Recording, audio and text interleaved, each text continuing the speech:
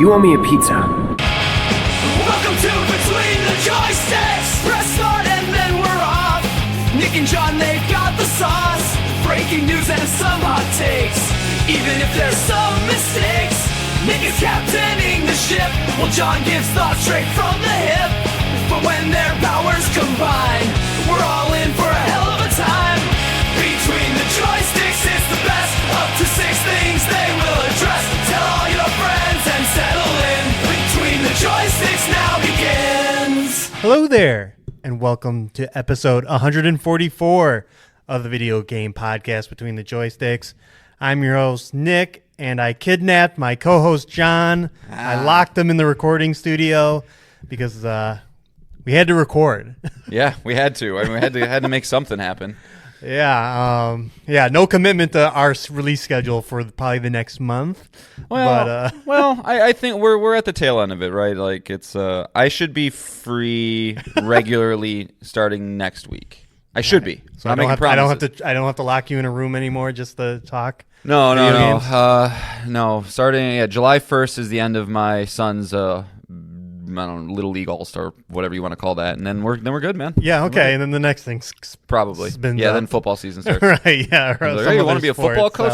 Yeah, sure. Whatever. But we're here, and that means we have to talk about video games, not baseball, so you get a little break here. Yeah, good. I don't want to talk about baseball. And I do have a couple segments I wanted to start to kick the show off, loosen the lips here. And the first one is just a Switch 2 check-in. I feel like a new console is out. We might as well talk about it. I know you still don't have one, right? Still don't have one, no. All right, we could end the segment there. That would be hilarious. So, yeah, I did get one, Nick. Sorry, that's why I haven't been playing Clair Obscur. Just kidding. Well, you don't have one now, but maybe, just maybe, Donkey Kong Bananza is the one, because Nintendo did have a direct. They did show off the game.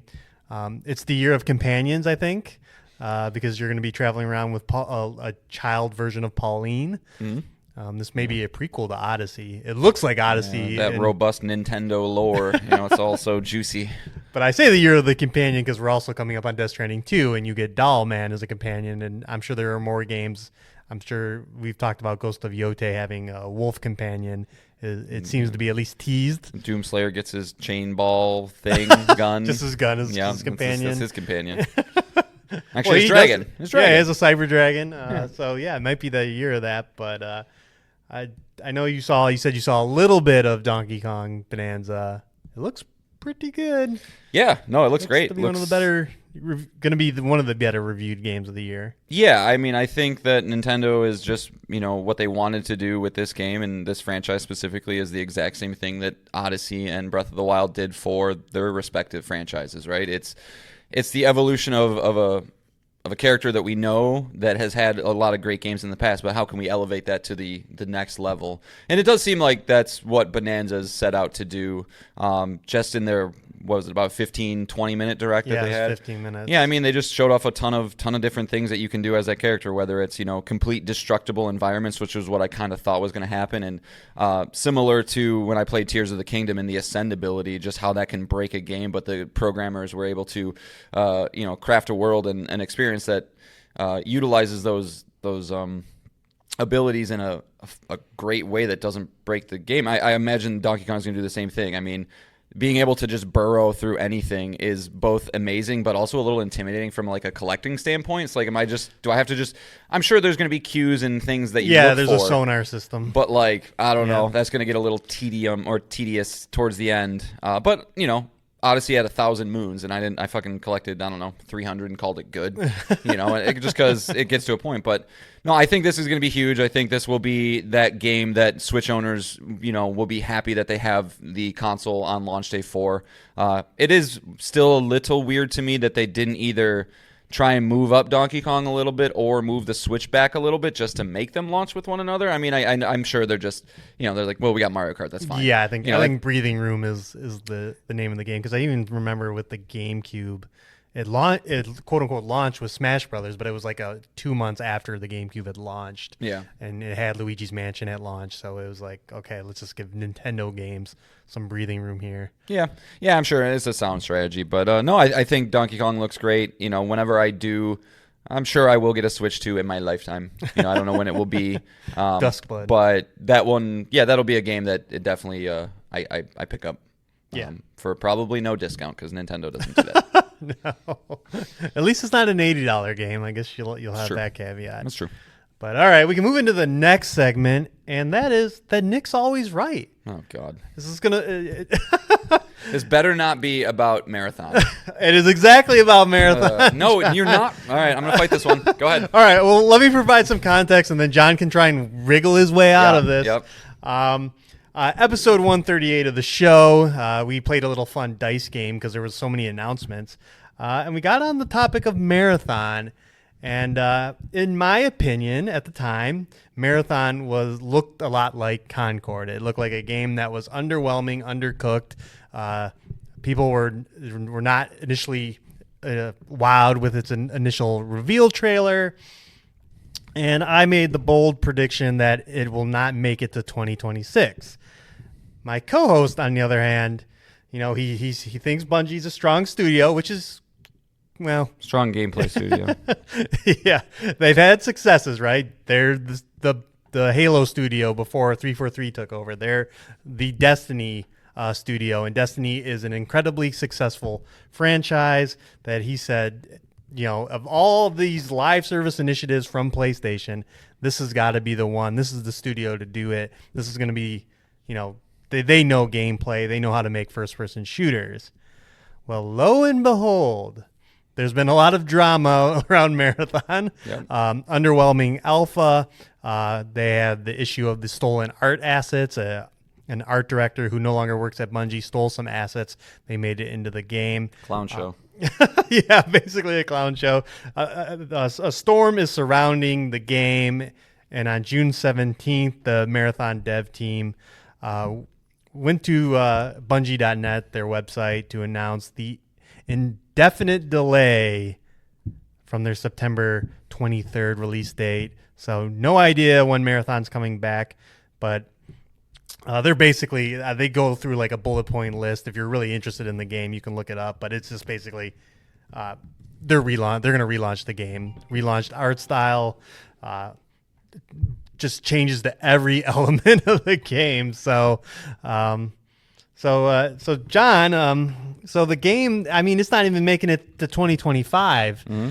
So I know you're gonna try and wriggle your way out. Was that your bet? That it would get canceled? No, my bet is that it wouldn't make it to 2026. So if it gets released in 2026, then okay. Then how does your bet make sense? You think it's going to come out in 2026? Hold on. We're not going to get there. We're not getting there yet. You're not wriggling out of your nonsense, all right? The bet was that the game would get released and that it would not last until 2026. Right? Correct. Okay. So the bet's off the table. Right? So Nick, you can take credit. I will give you the Marathon doesn't look good at this point, blah, blah, blah, all of that stuff. But I will not sit here and buy you a pizza under this current... You owe me a pizza. Under this current circumstances, all right? If you said it's either going to not make it or it will get canceled, then sure. But anyway, we'll move past that. Do I think it will get released in 2026? Or at all. I'll just put that caveat now. We're at that point because this is on like the verbiage here is almost like on Concord's level, right? Concord wasn't initially just canceled. It was like, okay, we're taking it offline, we're reevaluating the game, we'll let you know our plans in the future, and that ultimately led to the cancellation of the game and the closure of Fire Sprite. So, is this game gonna come back at all? I think that Bungie will put all of their eggs into gummy bears.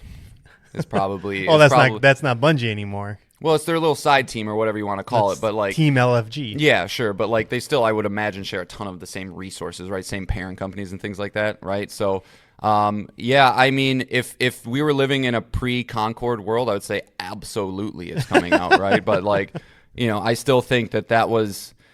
I mean, that was one of. I like to think that I have a pretty good pulse on how these companies operate and how We like to think. we like to think. Nobody truly knows anything, but that was the release of that, and then just straight up saying, "Nah, we're just going to eat this $400 million development." No, it was just I couldn't believe that was the outcome. That similarly to The Last of Us Factions, that apparently was being playtested and was great, that they just decided was not even worth it to just let this thing out into the world and hope that even if there's a couple thousand people supporting it, it's there. But in the age of everything's online all the time and you need servers and things to just have continuous costs, and it's not so people. easy. I mean, to keep that content pipeline going for any live service game, it requires a fuck ton of people. Yeah. So I mean, as much as I want to say that they can go back to the drawing board and try and figure it out, it's just we live in this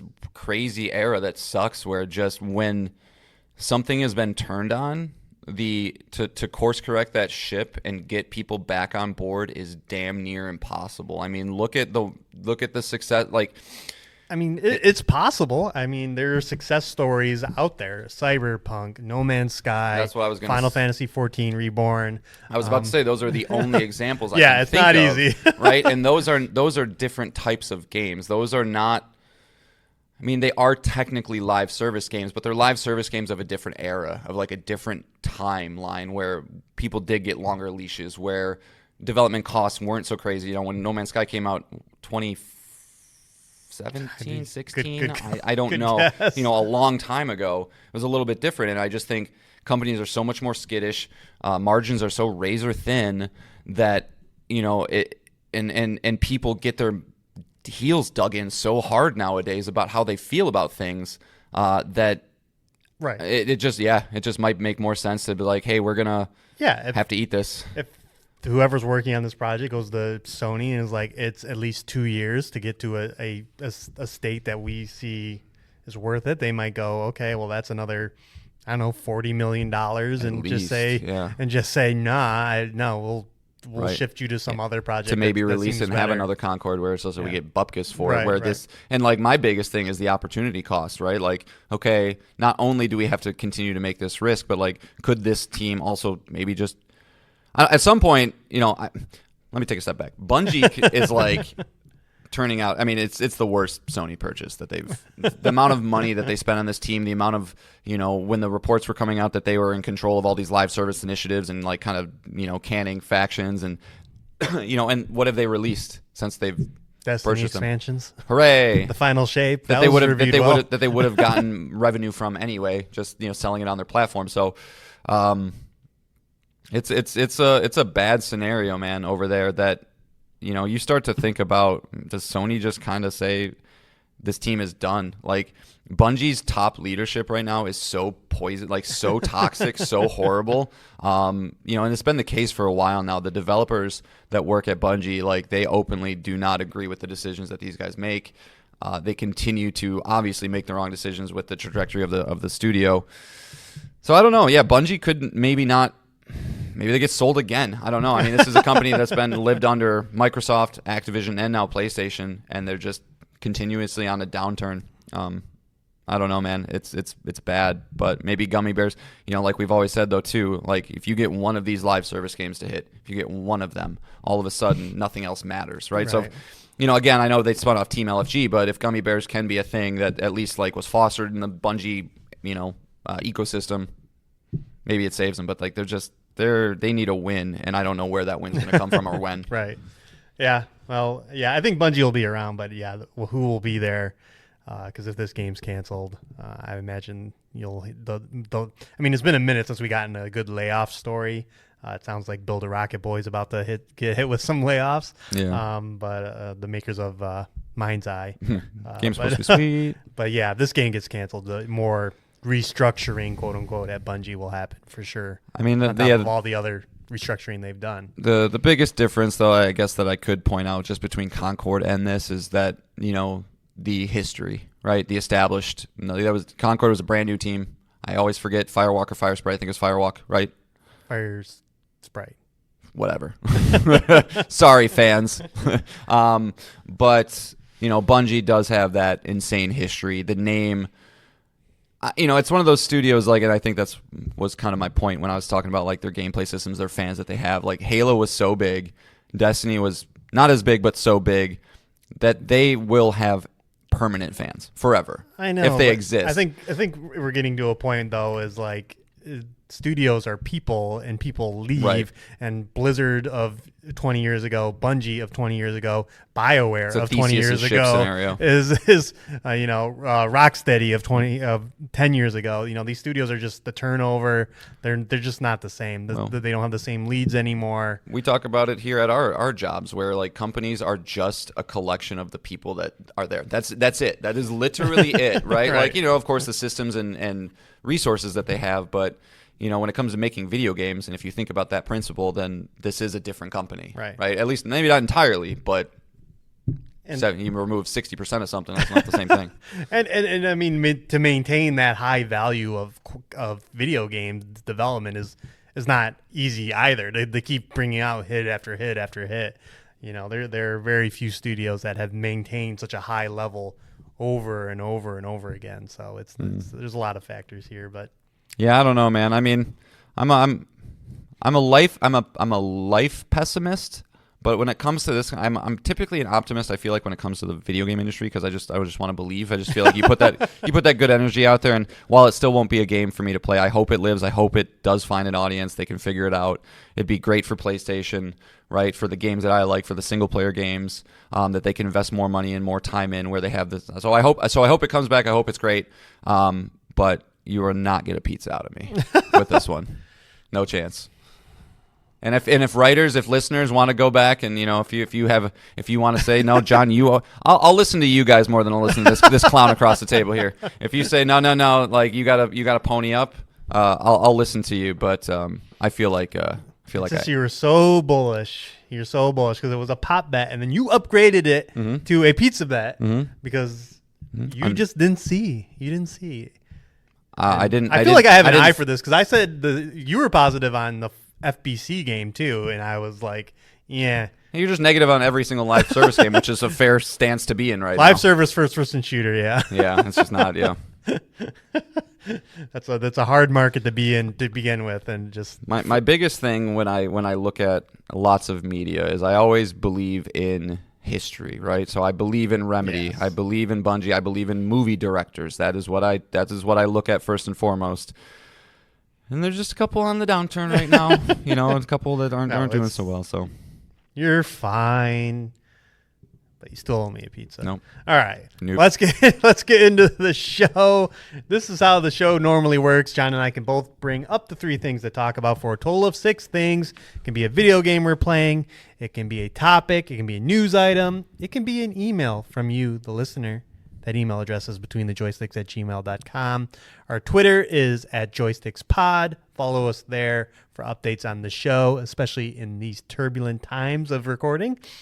And then finally, if you comment on any of our YouTube videos, our YouTube page is at Between the Joysticks. It's been so long. I'm sorry. Yeah. Nick's not yeah. Comment out of practice there, and you'll be read on the show. And the theme of this episode, John and I, as mentioned, haven't been recording as much as normal. We're normally a weekly, every Wednesday podcast, but I think we have one podcast in the last 4 weeks. Yeah.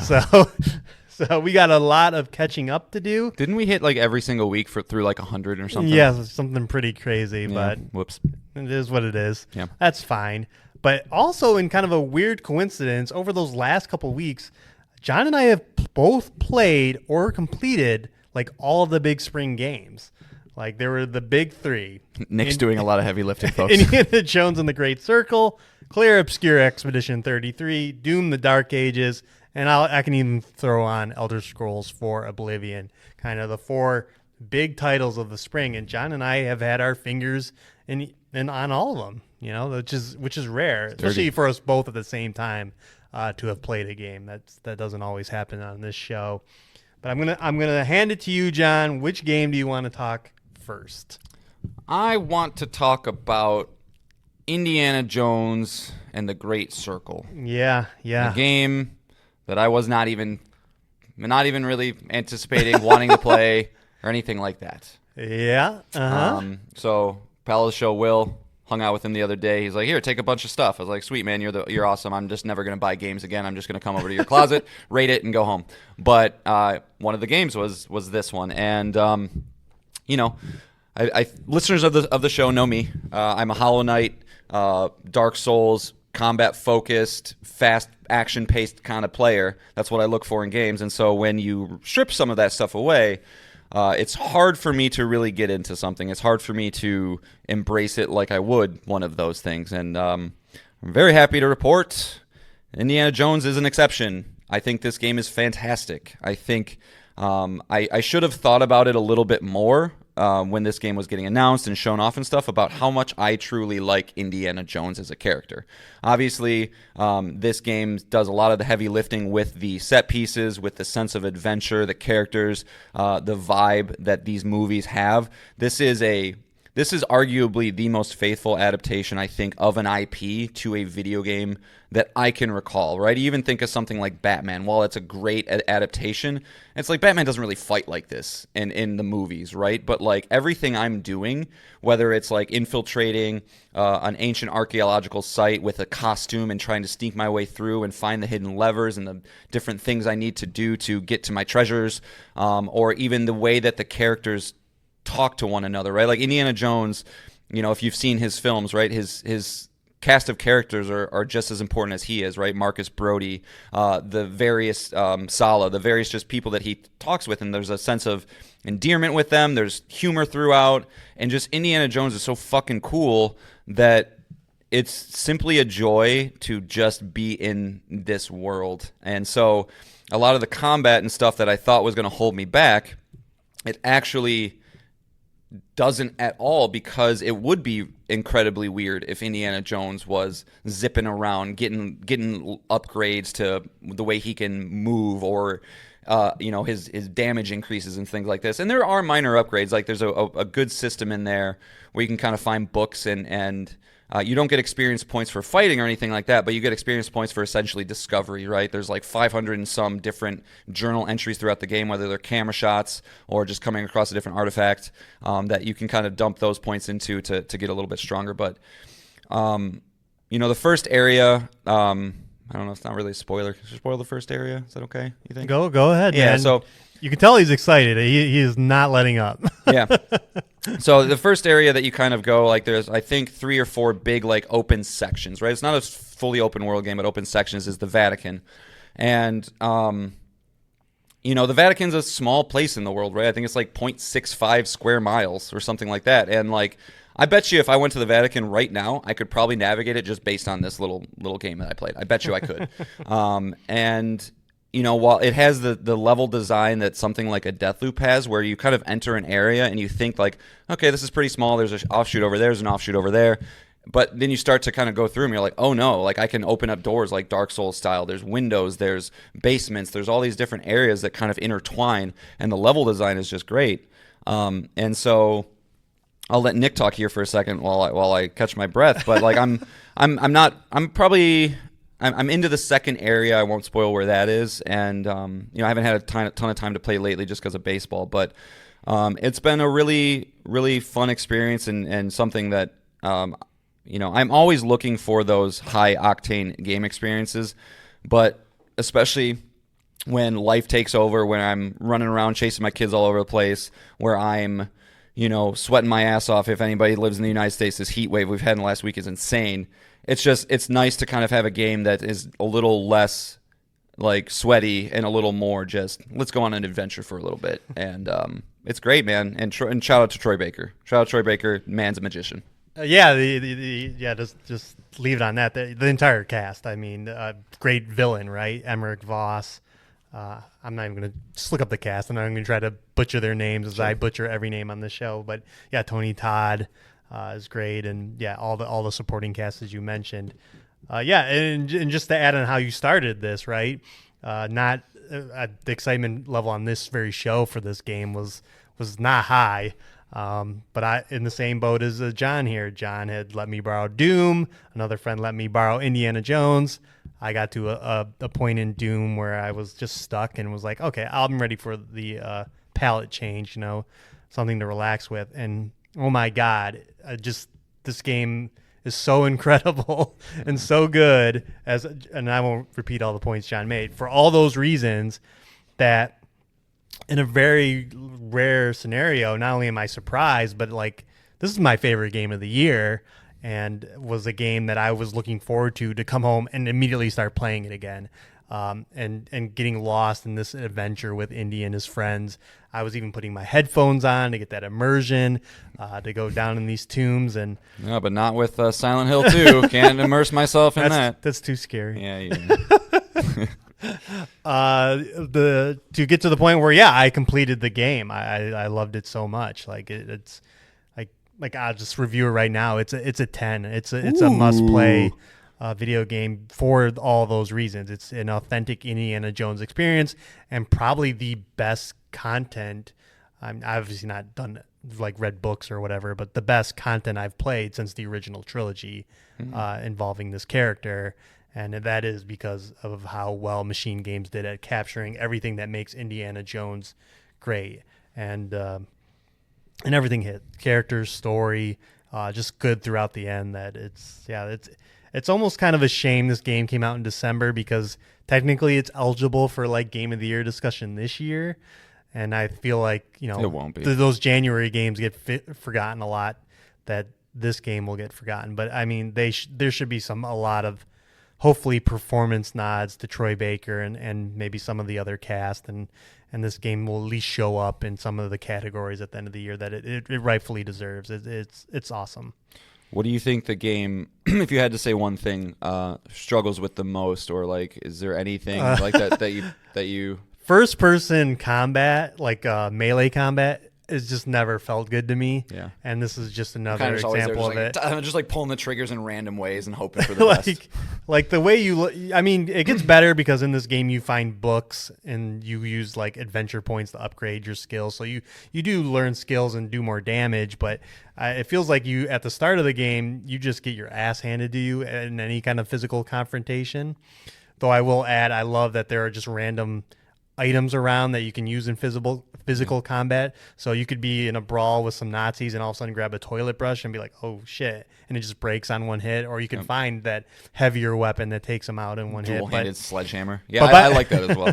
But by the end of the game, you do so much damage that all it takes is like pretty much one counter, and you're gonna knock a guy out most of the time, or just run at him, be like punching, and you'll get through it. And Nick was just doing the thing, if anybody's seen The Simpsons, where Bart's like swinging his arms around, and he's like, "If you run into my arms, it's your fault." And I will say, because they were like, you do get in these physical.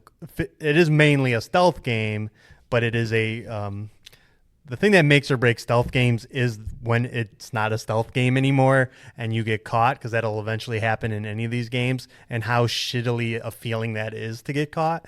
In this game, it does a great job of not alerting the entire base, not overwhelming with you with enemies where you're just like, I'm reloading the next checkpoint, like, fuck this, and I'll just start over. That I think it does a great job of just alerting the right amount of enemies so you can get out of it and then just continue on and keep that adventure going. And I think that is a big plus in these style of games. The AI is the perfect level of stupid. Yes. Like but it's not incredibly stupid. But like, if you're kind of like, there's this thing where like there's these captains or like leaders that can kind of identify you even if you're in costume, right? And you want to stay away from them.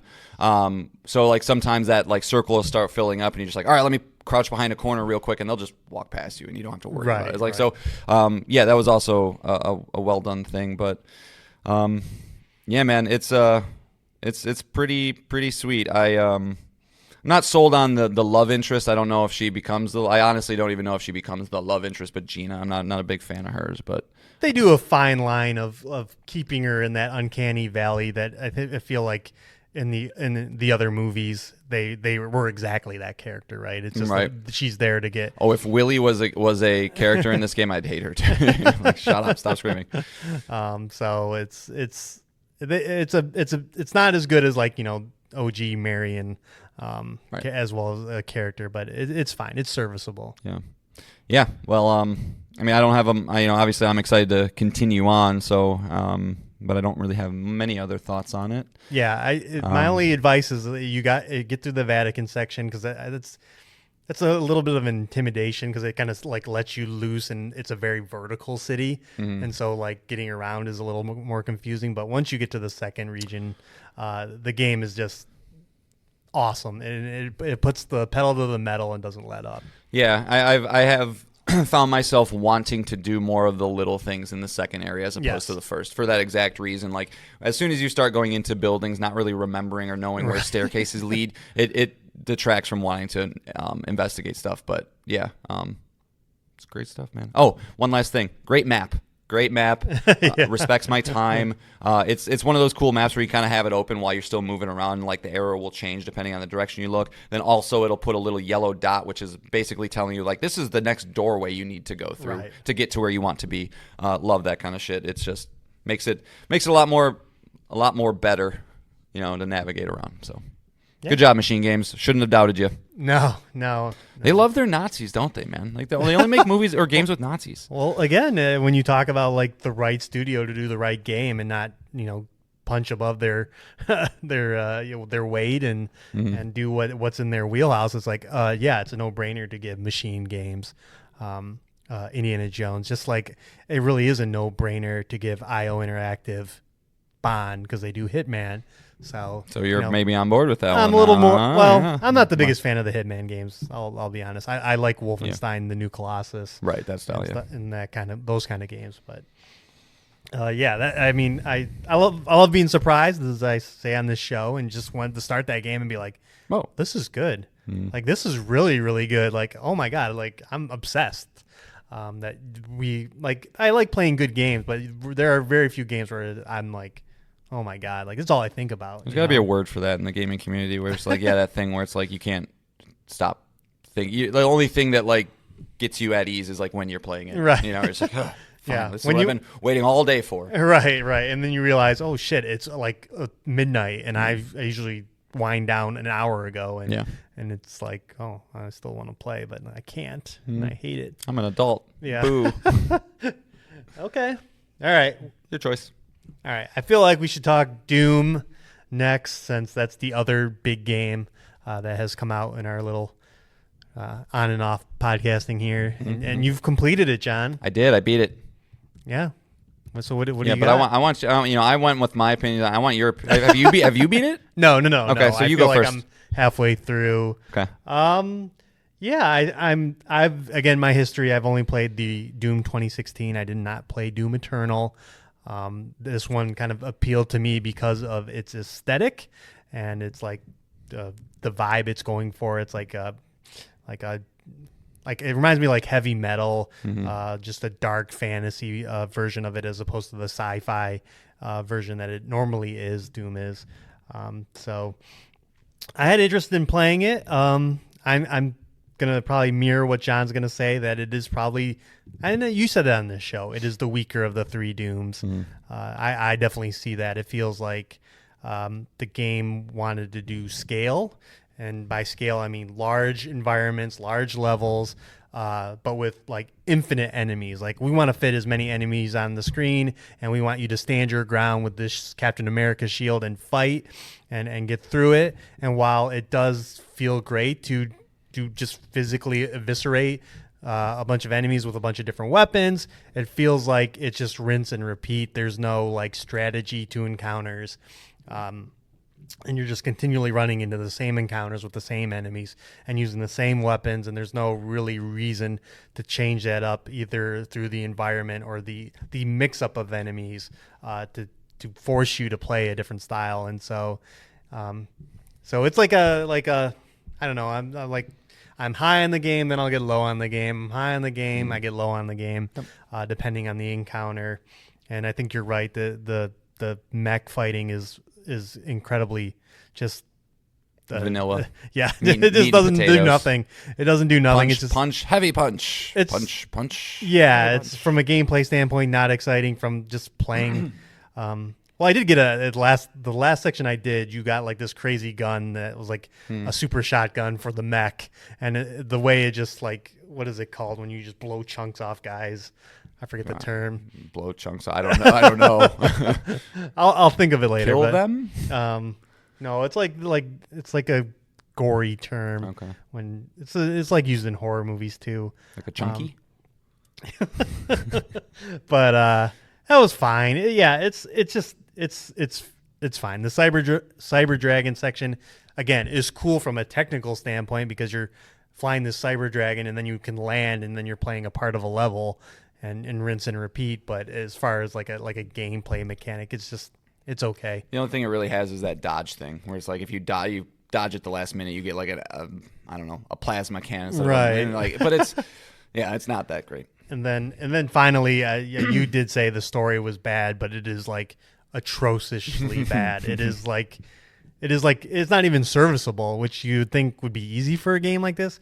This game just gives you shell shock because you're just jumping from level to level for no reason at all that you're not really aware of, and then you go and then they just speak this gook. It's just random generic terms, and it's just like you're gonna have your MacGuffin. There was no signs that this MacGuffin existed, but all of a sudden it just appears, and then all of a sudden you're in this location and you don't know why, and it gets you to these cool set pieces, admittedly, but I think as a cohesive, I knew what I was doing from start to finish to where I'm at. I have no idea. I couldn't tell you. Yeah, well, and that's I agree with almost everything you said, but yeah, just sticking with the story, I won't say it was the biggest disappointment of the game for me, but I do think that this game had an incredible marketing cycle. I think that this game showed really well, got you excited about like, we're actually doing a story for you guys this time instead of just kind of burying it in the codex. So I went into it with like, my expectations were a little high. I mean, they weren't sky high, but they were like, okay, cool. Like maybe I can learn a little more about the highlight of the Xbox showcase last year. That was a cool fucking trailer. Yeah. Yeah. It just amazing. Kept ratcheting it up, like new weapons, Cyber Dragon. Oh, you're getting in a fucking mech. Like, let's fucking go. And then you play and you're like, eh. Well, yeah, and I mean, they use the words like, and there's a robust combat system for the mech and a robust combat system for the dragon. It's like, not really, guys. But that aside, yeah, the story is just, like, I thought it was bad, and then I got to the end of the game, and I was like, this is one of the worst, like great overall stories I've experienced, right? Like, they're throwing out terms in the final penultimate battle of, like, it's the Sentinels versus the something. I'm like, who the fuck are the Sentinels? Which is just like, it's just bad. You know, maybe that's a little bit on me. Maybe there is like an expectation to go read some of the journal and codex things you pick up, but that's just the group you're with. Horrible. Yeah. So yeah, this is definitely a very hot and cold game for me as well. I think there were moments that, you know, it's exactly what you want out of a Doom game. I want to be in this, like, you know, 6-7 minute crazy battle where I'm zipping around blowing enemies apart. But when you start to do that over and over and over and over again, and video games are inherently repetitive in nature, but when they're not varying it up a lot at all for you, it feels low effort's not the right way to put it, because this is not a low effort game. But like, there's no boss fights in this game. Like, there's no, like, the enemy variety was shockingly low. No. Some of the enemies, you know, that I was terrified to come across in Doom 2016 or Eternal, like the big brain guys with the legs. Yeah, right? yeah. You can hit them and you can kill them in like 2 big charge ups with your cannon thing, right? Or right. I think they win with quantity over quality, because, Yeah. like you said, you're not afraid of that guy, but when that guy's with another 100 guys that are trying to hit you from the side, he becomes a little bit of an annoyance because you got to take care of him. But an annoyance is a good way to put it, though. And then, like, I remember playing through Doom Eternal, and I can't remember the name of the enemies, but their eyes, like, flashed before they would, like, charge at you, and you had to parry. Like, I remember, like, seeing those guys every single time, like, fuck. Yeah. But, like, that's what I want in a game, right? I want to have a sense of challenge and getting through it and feeling good about it, and I never got through a fight and felt good about it. Right. And similarly with 2016 and Eternal, like you mentioned, the weapons felt more like a puzzle system where it's like, okay, what weapon is going to best utilize against this set of enemies? The whole glory kill mechanic and being in the chainsaw mechanic to consistently charge up your ammo or your armor, all that stuff's still here, but it just never felt like I had to worry about it at all. So it was almost like subtraction, addition by subtraction by addition. I don't know. I'm really bad at phrases. No, you're good. And but I think that everybody will know what I mean. So it it was a letdown of a game, but that's not to say that it was a bad game. Yeah. It's something I'm happy I played, but I probably, I would have been happy to pay $30-$40 for it like a couple months later. But it is what it is. It's just it was my number one draft pick in the league this year. It's just kind of a bummer. Yeah, I think that they just lean too hard into your character being a god character, and so the combat reflects that. You're a hulking guy. Like when you run or you jump off a cliff, like you land on the ground like the whole earth shakes. Oh yeah, and the story and everything is kind of around that. Like it's like a big deal when you're around, and a lot of the story is revolving around your godhood, but you don't talk. Well, he says a few words, but there is a moment, I think you've passed it, that was kind of cool in the when his eyes change. Mm-hmm. But I was like, oh cool, we're getting some stuff, and then it just never went anywhere. No. So yeah. I think it hurts. The disappointment is the part that hurts the most. That it's just not as good, and definitely not going to be in the game of the year discussion. No, I think it's just a series trending downward, and maybe it needs to give it a break and try something new with a new character. Yeah. And for that reason, I'll give it an 8. I'm even trending towards this. If Nick allowed me to have 0.5s, it'd be a 7.5, but he doesn't allow me to have this. So, it's a good game. I recommend it for, just make sure you know what kind of a gamer you are. Don't go into it expecting some robust, like you're shooting a gun for 20 hours. Yeah. That's what you're doing. And a little too long. Don't need 22 chapters of it. I know that kind of ties into the repetitive nature that I was saying earlier, but it's weird how it treats it, because it breaks up the chapters every time you complete it, and you kind of get like a stat screen, and then it's like, oh, you're on chapter 4 of 22. I'm like, oh, okay. Yep. And it almost does not. I don't feel good about that. Nope. No, because every single level you kind of go in. Another big open area, another crazy set of monsters. Maybe it's a Titan level, which is going to take you 10 minutes. Right. Maybe it's a dragon level. There's only a couple of each of those, and so it's just you're never excited to move forward. Maybe you might get a new weapon. Sometimes that's cool, but well. All right. Well, then we can jump into Clair, Obscur, Expedition 33. I think at where we last left off, I had just hit like the end game, where the game opens up and you can kind of choose to beat the game right then and there, or go along. The Final Fantasy airship moment? Yeah, basically, yes, exactly what it is. Got it. Yeah, yep. But you have started it. I know you're it's not hooking you at this time.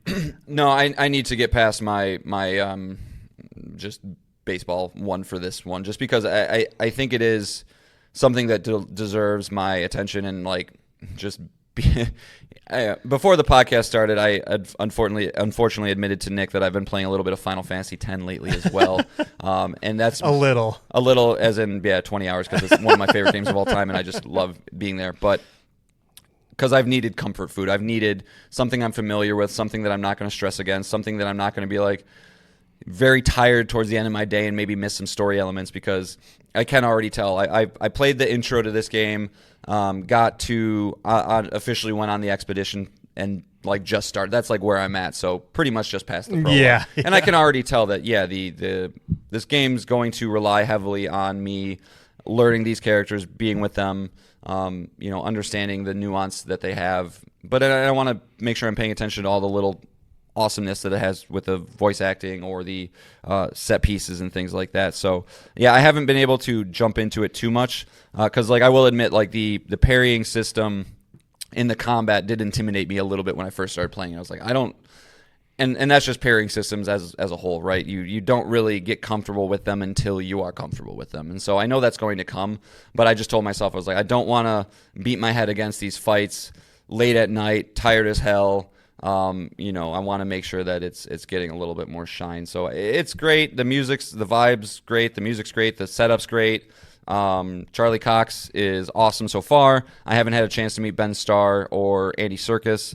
Excited to hear them as well. But I can definitely see why people are all over it. I just when I get to that point in the game that I want to continue, right, where I'm I'm hooked, like we were just talking about with Indy, I want to make sure I have that time almost every night to just kind of be back into it. So hopefully that's like a next week game for me maybe. Sure. No, I understand.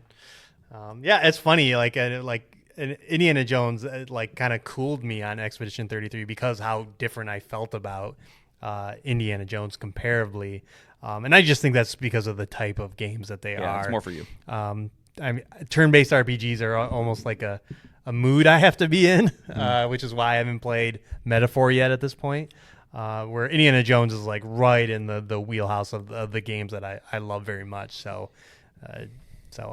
I'll put that caveat there. It's like picking up a Metroidvania for me. Yeah, exactly. What's this one? Yeah. That it'll just to my personal taste will strike me more. But I do think Clair is also a 10 game.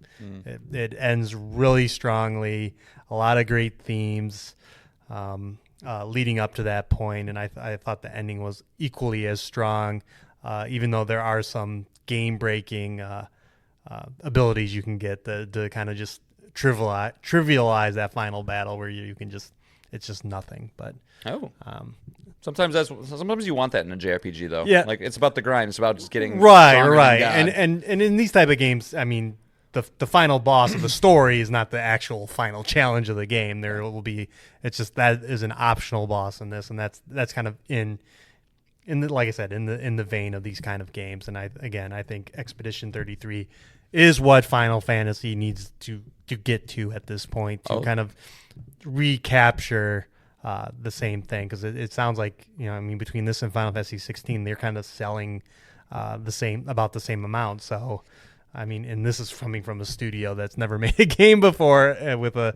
not a known IP competing with a very strong IP and a known franchise, one of gaming's oldest franchises. So yeah, this is definitely going to be one of those like industry setting big things. Like I would imagine every single studio that makes a turn-based anything is going to try and pick at this one. And again, to this point in the year, we're 6 months in, half the year's gone. Expedition 33 is on top. So with the review scores. So. Oh, I did want to give you a breaking update. Your game, your beloved Death Stranding 2, has re-entered the 90 club. Oh, okay. So good. Yay. You can be happy about that. All right. Well, I think that is a good point to stop. Yeah. And then we can catch up more next week. So we can talk about Oblivion, because I have a lot of thoughts on that. I did earn my 50th platinum. That's pretty cool. Jesse, we did get your email, Jesse. Yes, and The Last of Us Season 2 is also going to be a discussion that's gonna not be just 5 minutes. No. So we can save that for next week as well. But is there any teases, John, from your end? I don't know if people want to listen to me talk about Final Fantasy X for a long time. Hey, you can talk about why you love that game so much. Yeah, I could talk about that game for a long time. No, I mean, next episode, just an hour of John talking about Final Fantasy X. So anyway, Lulu's tits. No, I'm Indiana Jonesing. I'm hopefully would like to set aside some time, but like I probably won't be able to touch it until at least next Tuesday. So like. Probably won't have an update for us by next podcast. We'll just talk more about the stuff you've been playing, but should get some time. Hopefully, between now and next episode, Capcom and Arc System Works are having events. Oh, Arc System, that's cool. They're making, both of them are making some games that you're gonna have your eye on. So we might get some. Tokon's gonna be such an interesting one. Pragmata footage or Resident Evil Requiem footage. I'm almost positive those two games will be in this. We'll kind of see the demos that the press got to see. So we can talk about that. And then, a little known game. You just mentioned it a second ago. Death Stranding 2 will be out. And I'll be doing it. I'll be playing some Strand-like gameplay. Balls deep in that Stranding. I am happy to see that the reviews, one of the reviews mentioned that the friction of the first game is not there, and that I think that's kind of John and I's biggest. What does that mean? Well, the just kind of like Doom, like kind of the thing that keeps you from enjoying the game, like it's either a system or a mechanic or just maybe the onboarding to get to a certain point in the game where you're like, okay, I understand how this game works. Yeah. And one of the reviews mentioned that that's not here as opposed to the first game. And like I said, the friction was so bad. John and I both bounced off of that game several times. So everybody says that game truly starts in chapter 3. You're right. I don't want to get to chapter 3. Yeah, I can't even get there. So I'll definitely have thoughts on that as I hear it runs pretty well on the Pro. So it'll be my Those first. environments are obscene in a good way. So exciting stuff. Yeah. Yeah, as long as I can kidnap John to get him to record, we'll have stuff to talk about. Anything for you, buddy. Aw, I appreciate that. Except for buying me a pizza, of course. Yeah, I'm not. Let's full circle Go that. Get yourself. Get fucked. All right. Again, thank you for listening. We apologize we haven't been able to record as much, but No, I apologize. Nick's fine. we're going to do our best to get more episodes out there. So we love you. We thank you for listening. And hopefully we'll be back next week to talk more video games. Bye. Bye, guys.